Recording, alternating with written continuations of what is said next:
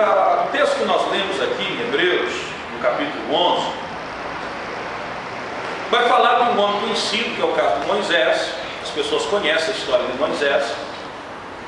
E me chama a atenção que a Bíblia fala, olha, pela fé Moisés, nascido, ele foi escondido por 3 meses por seu pai, pelos seus pais, porque viram que era um menino formoso e não temeram o mandamento do rei.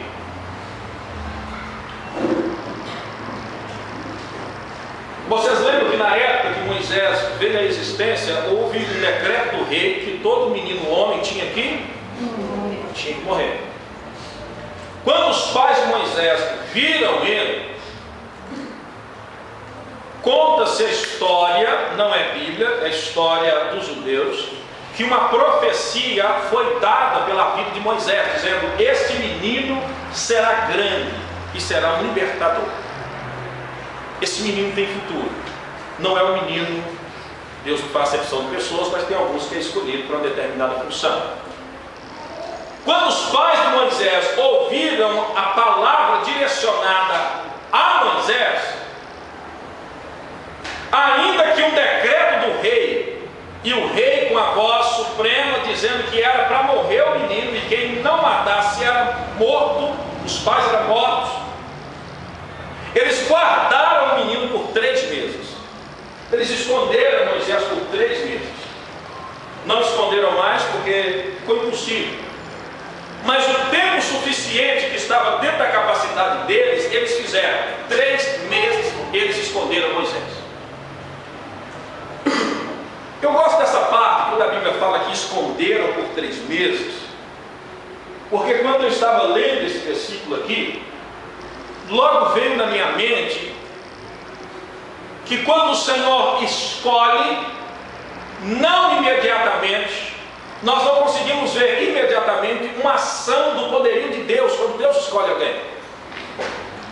As pessoas que têm grandes projetos dentro do seu coração, essas pessoas que são escolhidas por Deus para uma grande obra, aparentemente eles passam anos no anonimato.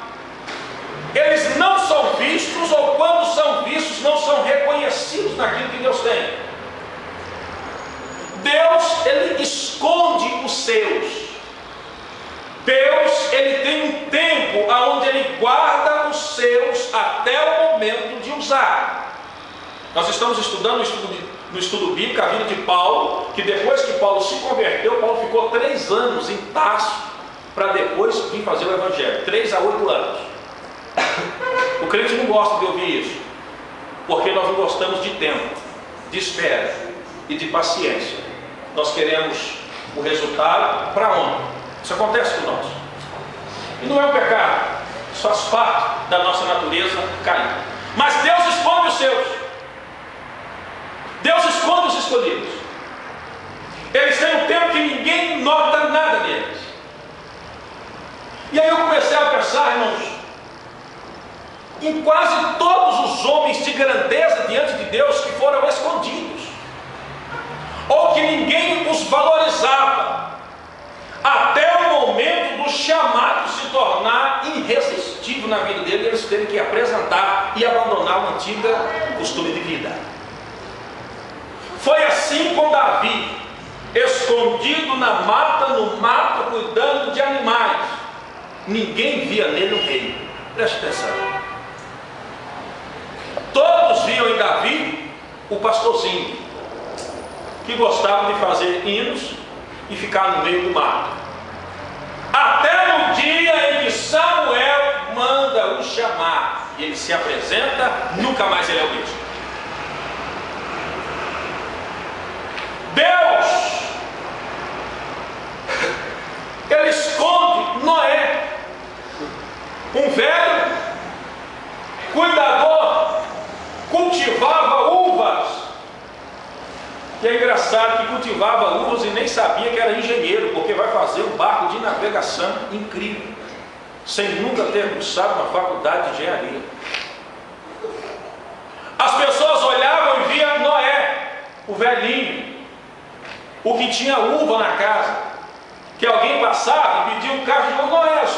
ficar viúva, a mamãe está com desejo, alguma coisa assim. Esse era Noé. Deus sabia que Noé era o quê? O salvador da humanidade pela obediência, criando a embarcação e levando a sua família, escondido. Nada, nem ele mesmo via algo aparente nele, até que ele recebe a ordem de Deus: faça isso, e ele faz, e acontece. Aleluia. Quem é escolhido não percebe, muitas das vezes nem ele percebe a dimensão da sua potencialidade. Está escondido, está disfarçado no mundo. O Senhor esconde até um escolhido, irmãos, como Raabe, vivendo no meio de prostituição, sem saber ela que ainda que era uma prostituta, ela ia salvar a vida de homens de Deus, ia entrar para a história fazendo parte da família de Jesus. Raabe, uma prostituta, escolhida até o dia que recebeu o chamado: salve esses homens, e pela fé ela salvou. Jefté, um dia eu vou pregar sobre Jefté aqui. Um homem que foi banido da sua casa e da sua família, porque ele era filho de uma outra mulher. O pai teve uma relação extra, teve um menino, e a família não aceitou, expulsou ele. Ele viveu fora da cidade, até que houve um problema na cidade. E disseram assim: não tem ninguém capaz de resolver esse problema. Aí alguém diz: tem Jefté, porque foi expulso, ele pode. Escolhido, com um grande projeto, foi expulso da família e da casa, morando em terras longes, até que Deus falou: você está pronto? É hora de fazer. Deus esconde os grandes.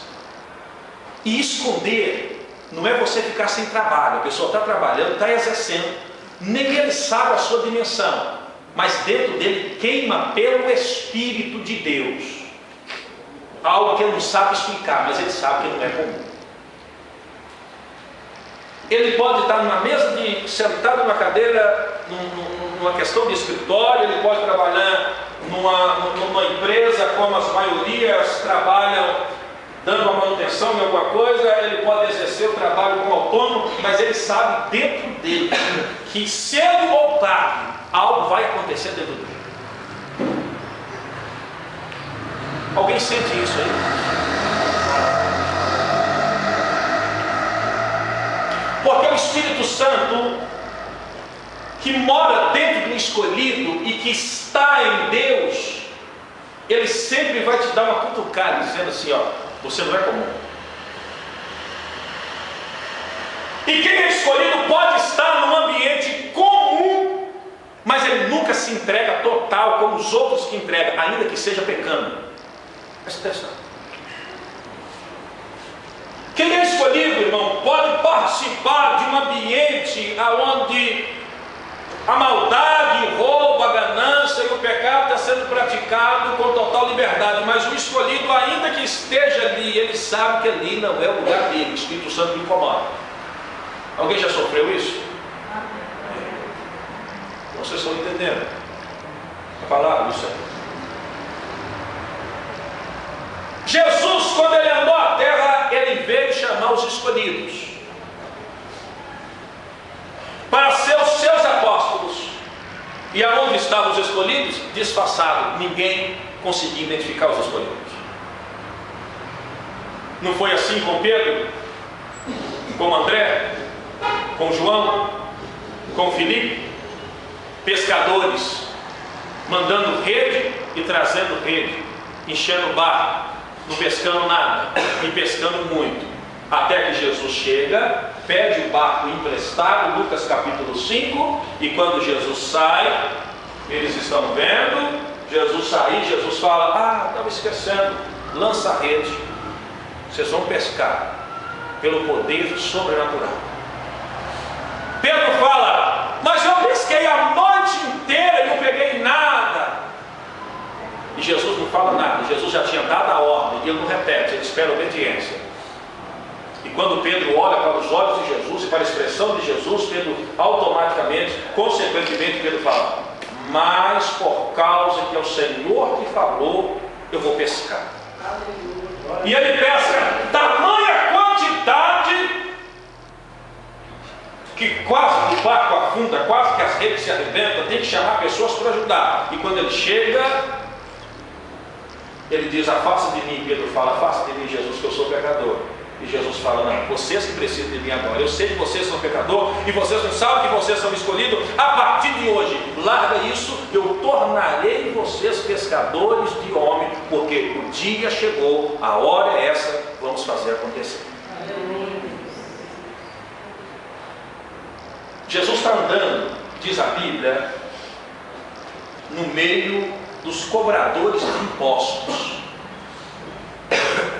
Ficava fileiras de homens à direita e à esquerda, com a mesa para receber os impostos. E Jesus está passeando no meio daquela linha onde as pessoas estão fazendo as coisas naturalmente, porque não espera o anjo aparecer, o chão tremer, o céu abrir e uma bola de fogo para você ver Deus manifestar. Você tem que aprender a ouvir o Espírito Santo de Deus. O povo está perdendo a ação do Espírito Santo, a voz do Espírito, está perdendo isso. Jesus está passeando no meio. Para alguns ele está passeando, mas ele sabia que ele está ali com um propósito, um do lado, um do outro, todos aparentemente vestidos iguais. Eles trabalhavam recolhendo o imposto era dado parte para Roma, parte eles ficavam para eles, e Jesus está passando no meio, até que Jesus para diante de um homem. Qual é o nome desse homem? Mateus, chamado como Levi. Mais de 30 cobradores de impostos, pelo menos 15 de um lado e 15 do outro. Jesus vai em Mateus, olha para Mateus. Jesus não fala nada com Mateus, Jesus não expressa nada de sobrenatural com Mateus. Jesus olha para os olhos de Mateus e a Bíblia diz que Jesus fala: segue-me. E aí, irmãos, para mim é sobrenatural. Aleluia. Porque Mateus é cobrador de imposto, ele recebe muito por aquilo. Deixa eu te falar, o que o cobrador de imposto fazia e vivia? O cobrador de imposto naquela época era alguém assim, que Roma falava assim: olha, eu quero que vocês recebam, recolhe para mim 5 mil. Patrick, recolhe para mim 5 mil. O que você recolher além disso é seu. Então, era algo, irmão, que dava dinheiro à revelia. Ele recolhia 5 mil, entregava para Roma e o resto era dele. Todo cobrador de imposto era riquíssimo. Jesus para diante de Mateus e fala: segue. E a Bíblia fala que Mateus largou tudo, a mesa, pediu conta na empresa, irmão, e seguiu calado. Isso é o Evangelho. Agora, isso me constrange, porque para um homem, imagina você, no seu trabalho, no seu manhã, passa um senhor e fala: lá, me segue. Você não vai saber como que vai ser sustentado, como que vai ser orientado. Você não sabe, mas algo te impulsiona dizendo: vai, porque a hora é essa. Não tem explicação, a não ser pela fé. Mateus larga tudo e segue Jesus. E quem é Mateus? Nada menos é o homem que escreve o primeiro livro que leva o nome dele. Ele entra com a história fantástica de apóstolo de Jesus e nos dá o livro que leva o seu nome, que é impressionante nas riquezas do detalhe. O que eu estou dizendo com vocês até agora, que eu não saí da primeira vírgula aqui do texto 23, é que Deus esconde, ou os homens são aparentemente deixados com a vida comum, até que recebe o chamado de seguir. Quando recebe o chamado de seguir, é você que tem que tomar a decisão, se vai ou se vai continuar vivendo do modo que vive. O fato de você ser escolhido é grandioso, mas não cabe a Deus realizar em você aquilo que você precisa falar: eu quero, eu aceito, eu abro mão, eu quero, eu aceito, eu não importo com as consequências, eu estou aqui, faça de mim segundo a tua vontade. A questão de você ser escolhido não dispensa capacidade e o seu direito de escolher. Você é escolhido, mas você tem que escolher também. O escolhido que não escolhe só é chamado. O escolhido de Deus que não escolhe, abre mão e seguir o caminho de fé, ele só é chamado, não é escolhido, e aí não tem trabalho, não tem nome, não tem obra, e o nome de Jesus fica perdido. O que eu estou tentando dizer aqui nesta noite é que se a igreja não decidir, se você não der um passo além, se você não avançar no seu nível de relacionamento com Deus, as promessas de Deus para a tua vida, as recompensas do Senhor para você e a grandeza que você sabe que Deus tem para você não vai se realizar se você não decidir. Eu vejo as pessoas falando, evangelizando, dizendo: essa pessoa é escolhida, passa 30 anos, essa pessoa é escolhida, a pessoa está morrendo, você é escolhido, hein? Não adianta. A escolha de seguir Jesus vai te custar muito, porque o Senhor não te chama, irmão, para um passeio, Ele te chama para uma história e para a eternidade.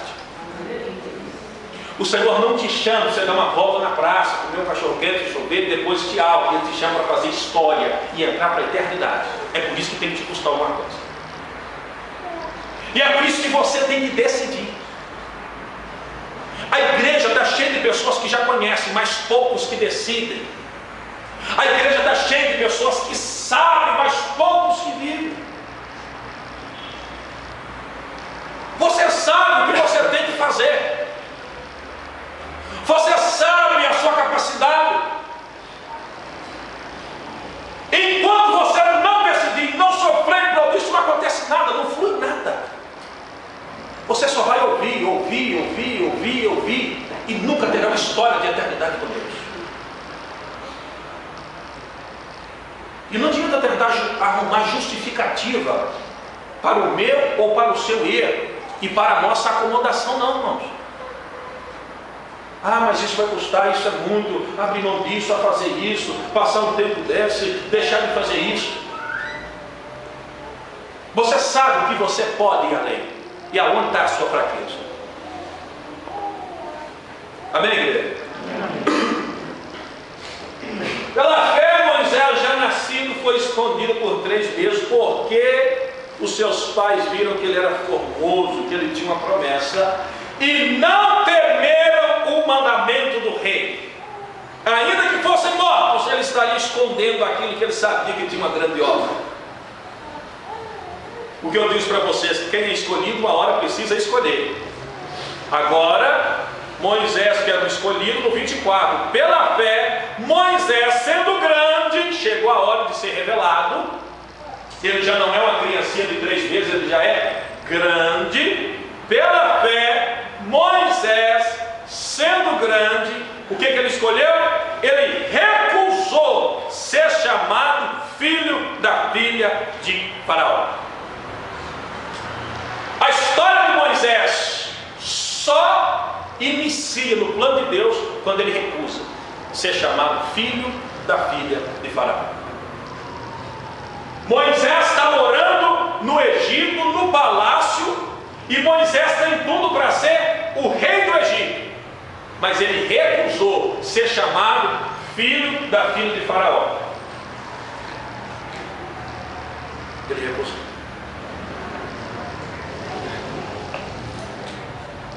Você sabe, ele recusou para quê, irmão? Antes escolhendo, olha aí, ele escolheu ser maltratado com o povo de Deus, do que por um pouco de tempo ter a alegria do pecado. Moisés, ele via o povo dele que era escravo do Egito, e ele olhava para as farturas da mesa do Egito. Moisés via a promessa de Deus feita por Abraão com o povo do Egito, e ele via o poder que ele tinha como general do exército do Egito e a autoridade que ele tinha. Moisés, ele via o povo fazendo orações, e ele via o Egito com todos os seus guardas e soldados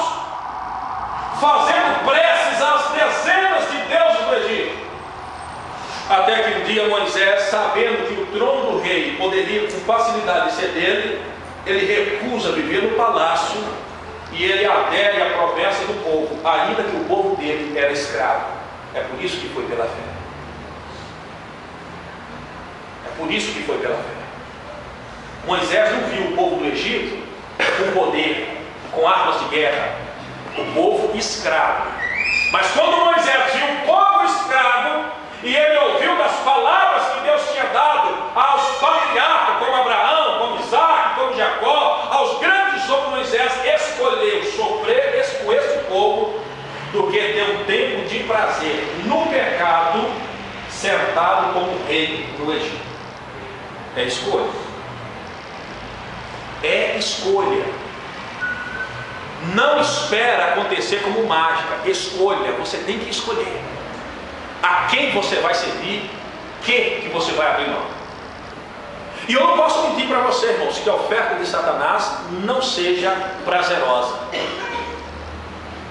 Eu não posso dizer que o pecado não tem os seus momentos de prazer, porque a Bíblia fala, ele escolheu sofrer com o povo do que ter um tempo de prazer e terminar no inferno. Ele escolheu sofrer com o povo do que ser chamado filho da filha de Faraó. Ele escolheu, ele tomou a decisão. Ele sabia o que estava dentro dele e quem era o Deus que governava ele. Mas esse Deus não escolhia por ele. Esse Deus só o chamou. Ele tinha que decidir caminhar. Tem gente que está ouvindo a voz do Senhor aqui há muito tempo. Há muito tempo que você sabe o que é a verdade, só que está vivendo ela. O fato de você ser incomodado com a presença do Senhor, o fato de Deus te visitar, o fato de Deus te incomodar para fazer algo, o fato de Deus te usar com a palavra, com o louvor, o fato de você ter um relance pelo Espírito, com o Espírito te incomodando, dizendo que você pode, não significa que você está imune da ação de Satanás, e não significa que Deus vai resgatar você do caminho da perdição se você não escolher viver diferente. O crente precisa escolher, decidir. Você vai ser filho da filha de Faraó e viver um pouco de prazer do pecado, ou você vai tomar a decisão de ser um dos que vão andar com Cristo, sofrer o Evangelho, lutar e negar a si mesmo. Porque você sabe em que Satanás ganha em alguns combates? Porque a oferta de Satanás ela é visível. A oferta do diabo você pode ver, pegar, abraçar, sentir, tocar. Foi assim que ele tentou Adão e Eva. Ele tentou com o fruto. A Bíblia fala que Eva viu que o fruto era agradável, bonito, parecia ter bom sabor. O diabo, ele oferece aquilo que é agradável, aquilo que você vê, que você toca, aquilo que tem uma possibilidade de você abraçar e de sentir. O diabo não tenta você com algo pela fé. Ele coloca uma bandeja de lentilhas diante de você, uma salada, um guisado, como colocou diante de Esaú. O diabo, ele não tenta com algo que vai mexer no teu espírito, ele tenta com algo que toca na tua carne. Ele tentou Adão e Eva assim. Até Noé escolhido, ele tentou com vinho assim. Até Davi o grande, ele tentou com a mulher Betseba, tomando banho na frente dele assim. Até Judas, que traiu Jesus, ele tentou com dinheiro, porque ele pegava, ele sabia do valor assim.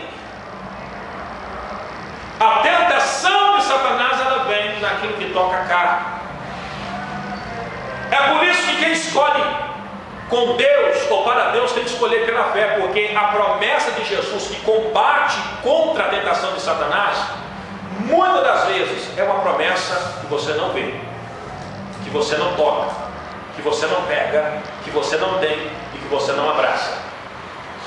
É o que Moisés, a Bíblia fala, que Moisés, ele tinha em vista a sua recompensa, versículo 27, porque ficou firme, como vendo o invisível. A decisão de quem serve a Deus é forte.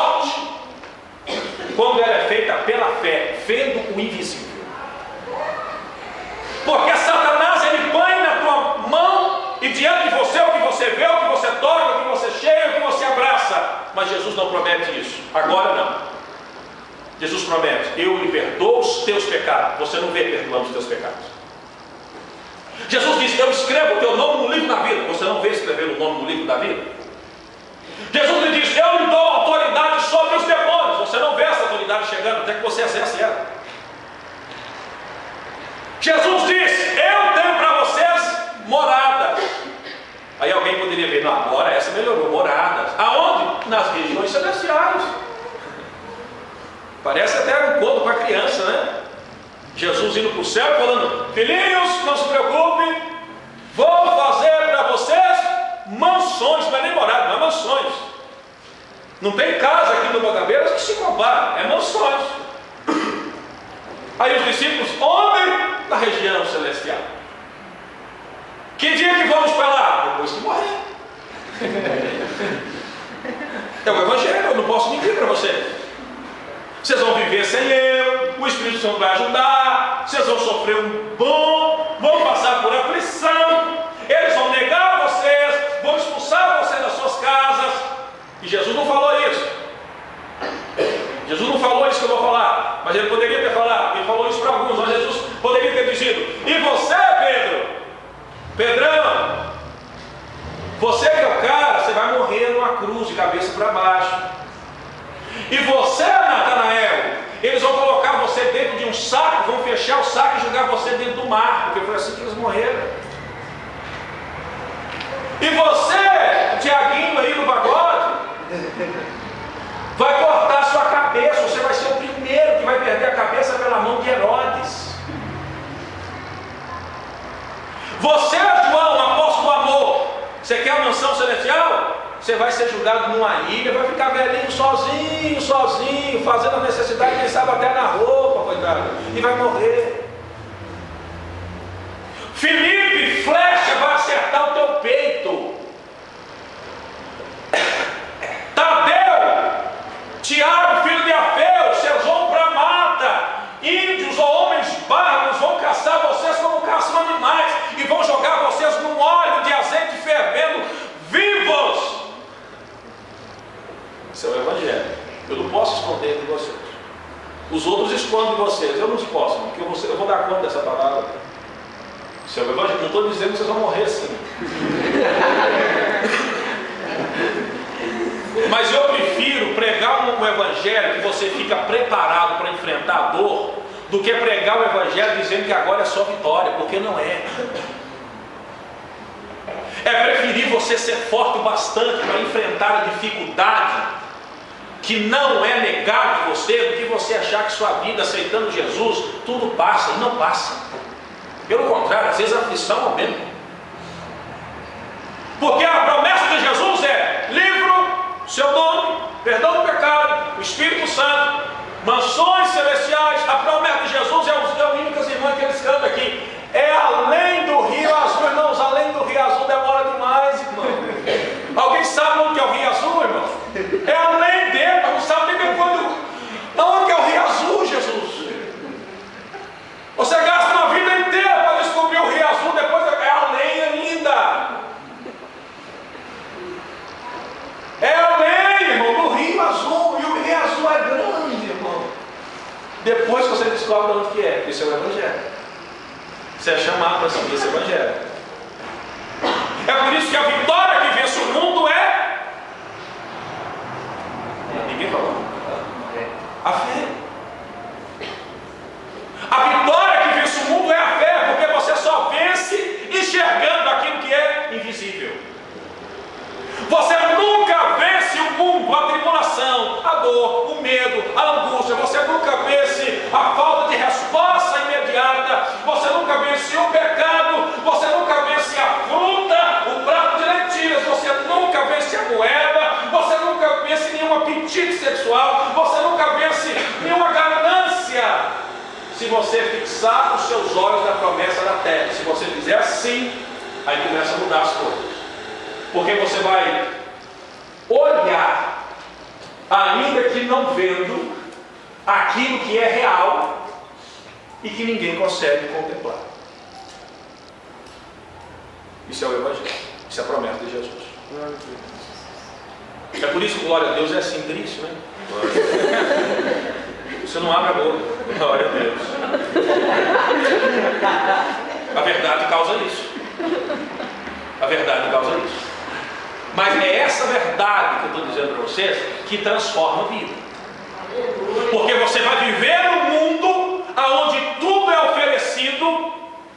Meu Deus, 9 horas. Tudo é oferecido e você pega, abraça, sente o cheiro. Você vai viver num mundo, irmãos. E aqui eu termino. Não cheguei, não saí do primeiro versículo, irmãos. Continuo no domingo que vem. E eu termino com essa ilustração.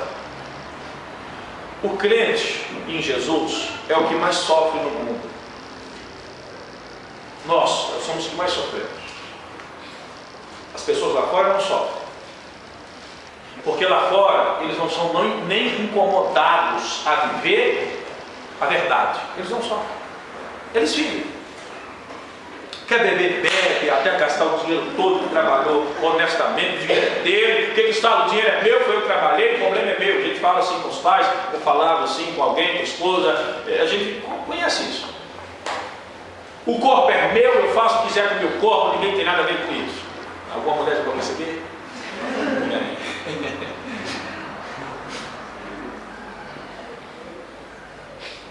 Eu vou aonde eu quiser, eu faço o que eu quero, eu sinto prazer com isso. Eu não converso com ela assim, mas é sua irmã, não interessa, não converso mais. E na hora que ela chegar, eu saio de casa. Eu estou falando algo que você sente, né? Real? Nunca mais eu olho na cara dele, mas é seu irmão, não olhe. Se ele conversar comigo, eu dou uma treinada nele. É verdade, vocês estão rindo porque vocês sabem que é verdade. Porque nós, antes de sermos evangélicos, crentes em Jesus, ainda que nós precisamos melhorar muito, a gente vivia isso. Hoje em dia, se nós não mudamos, pelo menos a gente disfarça bem. Nós somos profissionais. Chega. Oi, a paz, bem, joia. Mamãe está aí, está lá no fundo da banda. É assim, irmãos que não conversam quando se lida com crente. E isso quando não tem dois crentes. Dois irmãos de sangue e crente. Que um não vai com a cara do outro. Não vou nem ilustrar. Porque senão tem gente aqui que vai ficar muito envergonhado. Mas lá no mundo eles não sofrem. Porque eles vivem o erro e apoiam o erro, e eu dizia sobre isso. E ainda justifica e conta vantagem. Lá no mundo é assim. Agora, quando você vem para o Evangelho de Jesus, você não consegue viver mais assim. Você pode viver só por um tempo, porque o Espírito Santo te incomoda até acabar com a sua vida. Porque não tem coisa mais perturbante do que o Espírito Santo na vida de uma pessoa.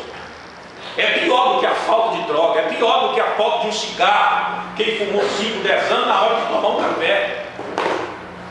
É pior do que o apetite de prazer, o Espírito Santo te incomodando, falando na paz, você sabe que está errado, puxa você pelo cabelo, não, é ignorante, o Espírito Santo. Você vai dormir o Espírito Santo, você tem coragem de dormir assim, para depois disso, aí você chora, e isso é o Espírito Santo, irmão, ele acaba com você. O Espírito Santo destrói a sua vida, no bom sentido, mas destrói mesmo, você não tem paz mais não, você não vive comum mais não. Por quê? Porque um dia você disse assim, olha, com mágoa, Jesus, eu te aceito como meu Salvador, escreve meu nome no livro da vida, e foi real naquele dia. Então o Espírito Santo, ele empreende em você, ele não pode te abandonar ali, mas você vai ter que ser um ignorante de corpo, de alma e de espírito para ele te abandonar. Ele é ciumento, pensa numa mulher rixosa, como se diz Salomão, uma mulher chata, uma mulher ciumenta, uma mulher que não dá paz, ou um homem também, porque um homem meloso é pior do que uma mulher. Tem homens aqui que só o sangue de Jesus. Você cumprimenta a mulher com a paz do Senhor, ele já olha a cor. Não pode uma coisa dessa. Então pensa em alguém que assim, o Espírito Santo é muito pior, muito pior. A Bíblia fala que ele tem ciúmes de você. O Espírito Santo fica com ciúmes de você. Ah, como eu queria tempo para me pregar. Hoje eu estou inspirado. Tem que parar. É triste parar. O Espírito Santo tem ciúme de você. Eu vou pedir nos Estados Unidos aquele microfone aqui, ó. Na hora que ele chegar, vocês vão ver. Vamos lá nessa igreja, irmão. Umas 3 câmeras. Hã? Ficam umas 3 câmeras. Então o Espírito Santo tem ciúme. Deixa eu terminar a minha ilustração. Vocês estão me atrapalhando. O Espírito Santo tem ciúme de você. Então quando você aceita Jesus, você entra no mundo onde as correntes sujas, imundas estão vindo. E você está nesse rio. Projeta aí você no rio. E as correntes do pecado, do mundo vindo contra você. Por que contra você? Porque você não segue mais o mundo. Antes você seguia. Então vinha as podridão do lixo do rio. Pensa em pneu, em madeira, em galho, em animal morto, em todo tipo de imundícias vindo, e você seguia. Você sabia que você estava errado, mas você está seguindo. Está no fluxo. É fácil nadar a favor. Quando você entra pelo Evangelho, a Bíblia fala que é conversão. Então você está indo, você para, você converte. Agora você vai em direção contrária. Aí as coisas do mundo que antes você acompanhava, agora bate em você. Elas são chocadas em você. A madeira, o pneu, o animal, os bichos, choca em nós, porque nós estamos vivendo o contrário do mundo. É por isso que nós somos os que mais sofremos. Ainda dá vontade de fazer as coisas quando você seguir assim, mas você está seguindo assim, você tenta nadar, você luta para vencer, e quando você está vencendo, vem um galho forte, manda o seu braço, você começa a voltar e você volta de novo. É uma batalha constante, irmão.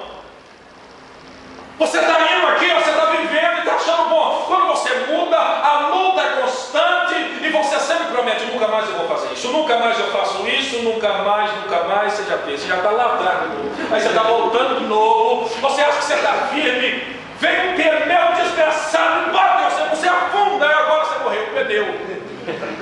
Mas o Espírito Santo te resgata, levanta ou cair de novo, você entra na batalha, você começa a nadar incansavelmente, depois você cansa. Essa é a vida do crente. Estou falando mentira, queridos? Não. Pelo menos eu vivo assim. Vivo assim. Deus é tão bom. Não vou nem falar isso. Domínio próprio. Domínio próprio agora chegou na hora. Vou falar. Mas nós vivemos assim. E para me terminar, eu digo para você: o segredo está em você vencer essas coisas pela fé, vendo a promessa de Jesus, vendo o invisível, sabendo que você é chamado e sabendo que você é escolhido quando você escolhe lutar contra essas correntes. Vai te custar, tá, querido? Você vai cansar, vai querer parar, você vai achar que não está produzindo nada. E Deus chama cada um. A maioria aqui, eu creio que o Senhor já chamou. Você só está sendo desobediente à palavra. Porque quando você quer avançar e viver diferente, o Senhor te dá uma ordem: faça isso. Eu não sei o que é. Para alguns aqui pode ser um período de santidade, ou uma vida, um jejum, uma intercessão em favor de alguém, do filho, uma luta, um desejo ardente de mudar algumas coisas da sua casa para você ver a manifestação de Deus. Deus vai projetar na sua vida um trabalho social. Deus vai projetar na sua vida o desejo de levantar campanhas do monte dentro da igreja. Deus vai chegar perto de você e falar assim: ei, agora é a hora, trabalha com jovens, trabalha com adolescentes, trabalha com as mulheres, trabalha na área de aconselhamento. Agora é a hora, ensina alguém que você sabe, adota alguém e passa a profissão que você tem para essa pessoa no mundo físico. Isso é chamado de Deus. Ele é diverso. O chamado de Deus não é uma coisa, são várias ramificações dentro, saindo de missionários. Irmãos, eu falo, levanta, senão eu não paro. Me ajuda, senão eu não paro.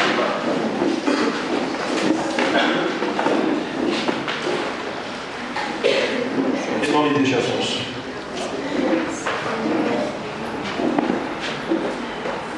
Breno, vem cá. Só Breno. Só a parte lá. Como farol. Querido, você está lutando. Você não veio aqui na casa do Senhor para ouvir uma palavra que passa, não. É tempo de você decidir. É tempo de você ter atitude diferente. custa alguma coisa. As irmãs ficaram sábado aí, a irmã Daniela, minha mãe, a Deliana, a Margarete, a irmã Sara, mais alguém? A Bárbara. Pegaram quase que 70 nomes de pessoas na porta para oração, telefones, e conversaram, evangelizaram quase 70 pessoas. Custou, porque teve que passar o sábado inteiro de jejum, com a porta aberta, oferecendo as coisas para os outros, oferecendo oração. E eu estava aqui, irmãos, eu vi. Irmão, você aceita oração? Não! Cada um tem um chamado, porque se é comigo, irmão, logo que vira as costas, a mesa está comendo para a cabeça da bola. É oração, animal, oração, eu não aguento isso. Eu tenho que ser sincero, não estou chamado para fazer isso para evangelizar na rua, não. Porque uns 3 não na cara, irmão, a gente volta a cuspir. Daniela tem um dom de Deus, que Deus abençoe e fortalece ela. E ela, tá, obrigado. E continua a mesma coisa. É lutando contra a corrente do mundo que vem impulsionando você para parar. Custa, mas tem valor. Está ali escrito ali, ó, ao total liberdade, mais de 400 nomes que eu estava olhando hoje. Tem que ficar sábado o dia inteiro de jejum, oferecendo café, comida, um chá para os outros e pedindo, irmão, eu quero orar por você, até que alguém pare. De 10 para 2 ou 3, mas quando para, fala, eu preciso, põe o meu nome, abre o coração, eles entram para dentro, elas oram por eles e o nome de Jesus é exaltado. Isso é vida com Deus. Você, mulheres que querem começar a fazer alguma coisa, vem para a igreja com as irmãs aí no sábado, faça jejum, passa com elas ajudando aí. Ah, pastor, mas eu não vou começar lá fora. Passa orando, lendo a Bíblia aqui dentro. Faça alguma coisa para você que é escolhido manifestar a glória de Deus e vença o pecado pela fé, vendo o invisível. Essa é a palavra de Deus ao seu coração. Uma parte desse hino a gente fala bem. Leve seus pensamentos na sua dificuldade. Que brilha a noite como ponte sobre as águas, como abrigo no deserto, flecha que acerta o alvo. Eu quero ser usado da maneira que te agrade, em qualquer hora e em qualquer lugar. Eis aqui a minha vida, usa-me, Senhor,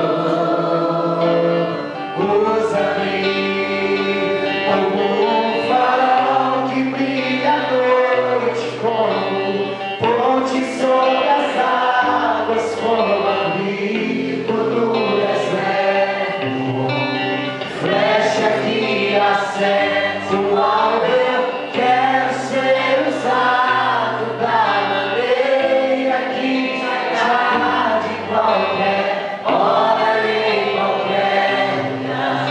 Eis aqui a minha vida, usa-me, Com seus olhos fechados, você consegue se ver como um farol que brilha à noite?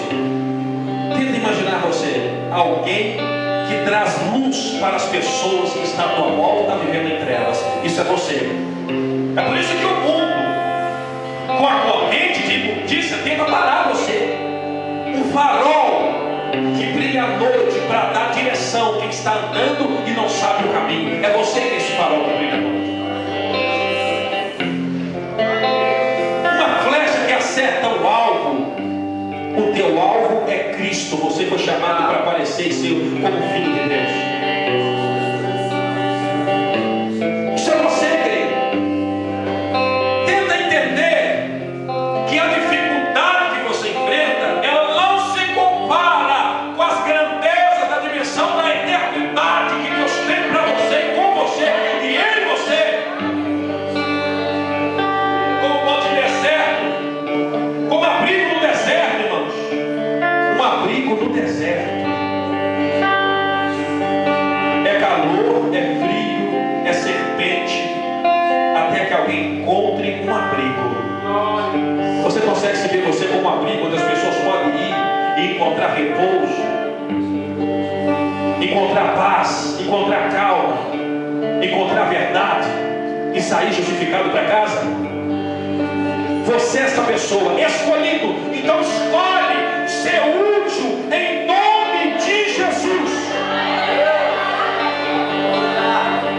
como um farol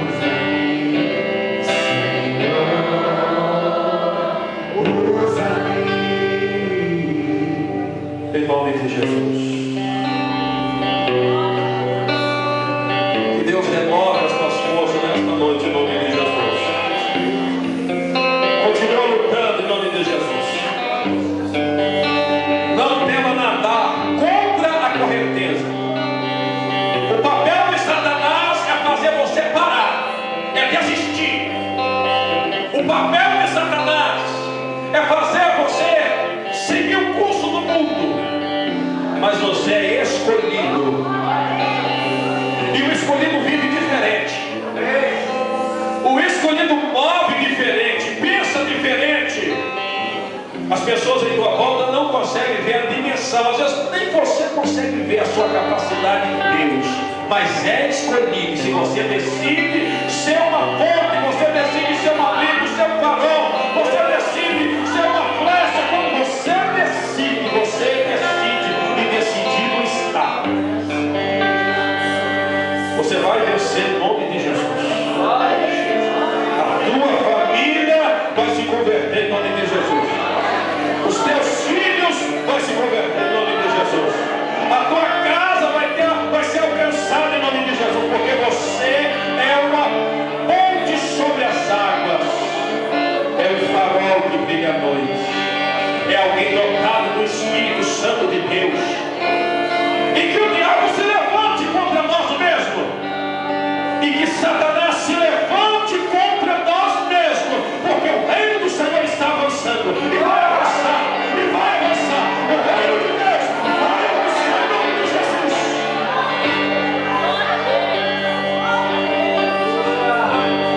Um farol que brilha à noite, como ponte sobre as águas, como abrigo do deserto, flecha que acerta o olho.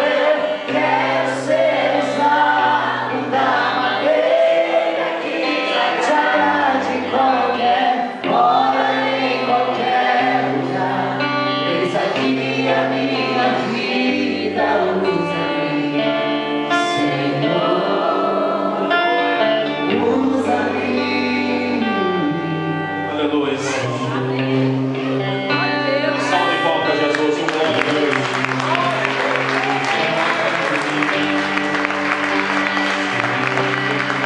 Aleluia. Deus vai estar em nome de Jesus. Vai com essa palavra no seu coração, tá, queridos? Em nome de Jesus.